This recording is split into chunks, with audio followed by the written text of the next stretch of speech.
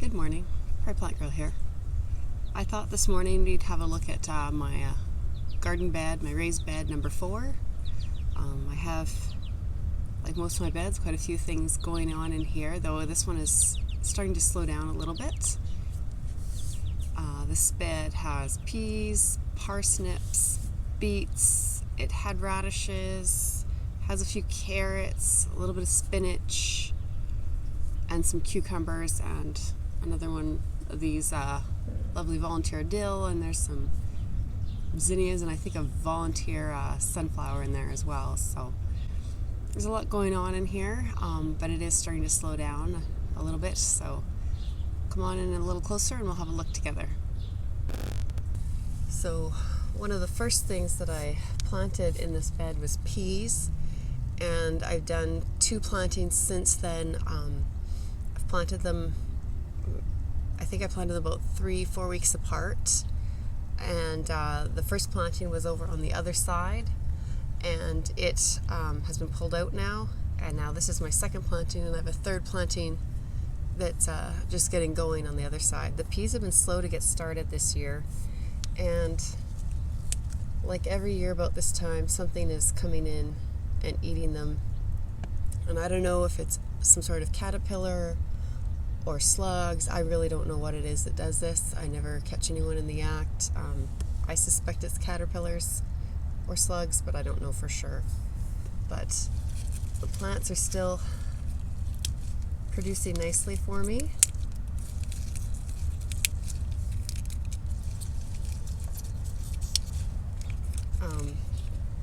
The first row had a mix of regular shelling peas and snap peas, like sugar snap peas, so we ate a lot just fresh, and now I just pick them off as they get ripe, or ready I guess, and I just shell them into a dish, and I put them in a bag that I have in the freezer, and I just store them that way. I'm not looking for a huge production, just a few that I have on hand to throw into soups, stews, and the occasional side at supper. I had a rainstorm last night, so I'm picking these, but really I probably should be leaving them alone. Peas are best left until the leaves are dry, but like I said, I have something coming in and munching them down when I don't get to them, so when I see them I try and get them off the plant. I had radishes planted in along in a single row just in front of the peas. I had French breakfast on this part of the bed, and Easter egg down there. I had trouble getting the Easter egg going, and once I did, it was getting a little bit hot, so they didn't perform real well. I'm not a huge radish eater, but I do enjoy a few early in the season just to, I think, have something out of the garden.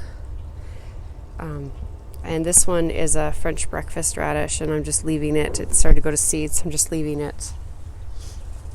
And the pods are starting to form on it here, so I've never saved seeds from radish before, so I thought it would be kind of interesting to try, so I'm just leaving it here to do that. And then I have some carrots. They're Adelaide, and I just planted those a few weeks, maybe 3 weeks ago now. I can't remember, I don't have it written down. So those are just an extra sowing of carrots that I threw in there when the radishes are done, just to get a few more carrots out of this bed. And there's some spinach down there. That's Escalade. It's starting to get some flower heads on it now, but it's actually still, I've just been pulling them out, and it's still producing nice size. They're not huge leaves. They were bigger in the beginning, but they're still delicious. And I've been taking a lot of them. I think it was Kelly from Kelly's Kitchen Garden that had shown just blanching them quick and then freezing them in ice cube trays. I'm doing that to store them for the winter, and so I've been doing that because I like to have spinach to just to add into stews and sauces and things over the winter, and that's a nice way to have them. So that's what I've been doing with those.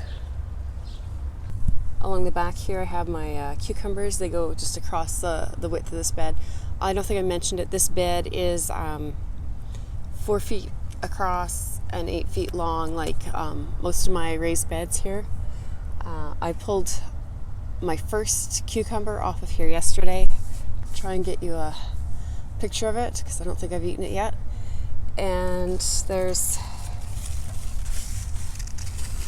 another one coming along here that's a good size, and there's a few more babies on the plants.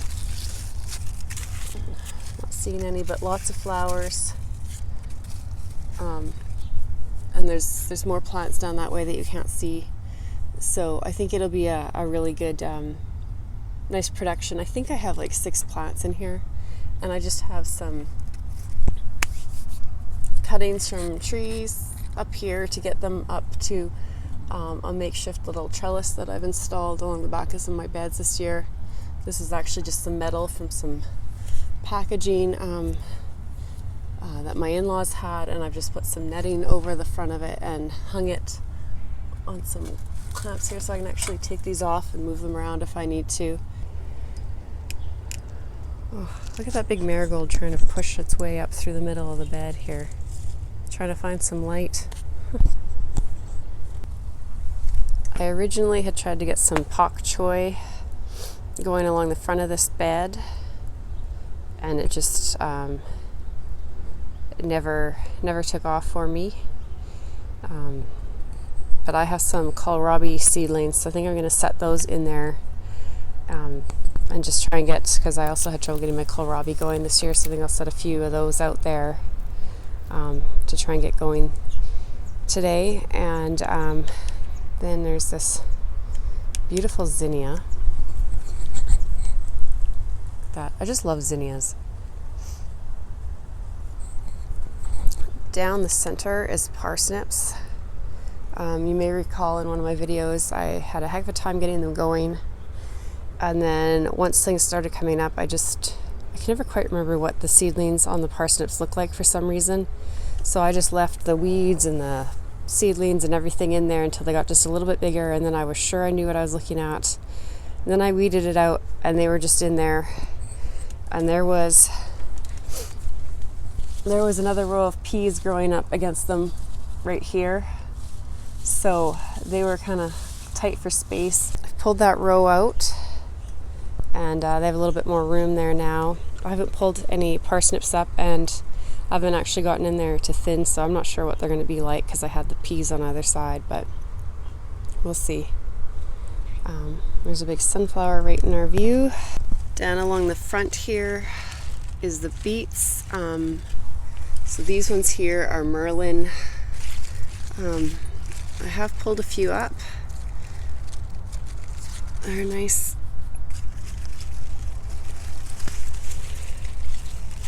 beet. I've had a little bit of leaf miner, I think, in them. The red ace seems to have had it worse.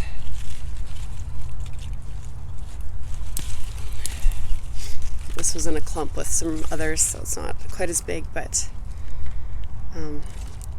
they're nice. I like beets. Not a big winner in my family, but the kids will eat them. I like to roast these just with some butter and salt and pepper, put them in a foil package actually, or just open roast them in a pan in the oven. And lots of times I'll throw them in a foil pack though in the barbecue, and they're delicious that way. Or I have a recipe with a sweet sauce that goes on them. You just boil the beets up, dice them and boil them, and then you just mix a nice sweet and sour kind of sauce on them, and that's a good one too though. And just in front of the beets is a sowing of peas that's just really getting going here. So I just moved the trellis-y kind of thing out here a little ways so they could have something to climb onto, and I think they're getting a little overshadowed with the beets right now, but they'll find their way up here and start to fill out.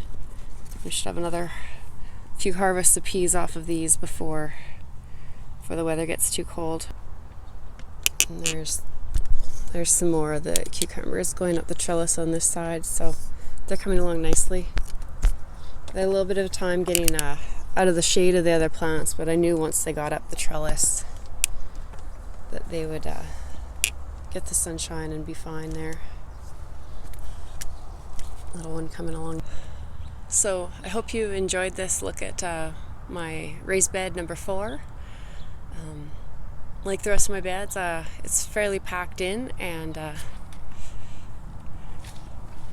that's how I like to grow things here. This one hasn't been getting any real extra attention. It has the same 1/4-inch soaker lines going through it, 4 lines going lengthwise and 1 at either end, and they're all connected in together into their own tap that I can adjust the flow and turn on and off. And otherwise, these are just the standard mix that I use to get these beds going of, composted cow manure and mostly peat moss, and some of the beds have vermiculite in them. I don't think this one does.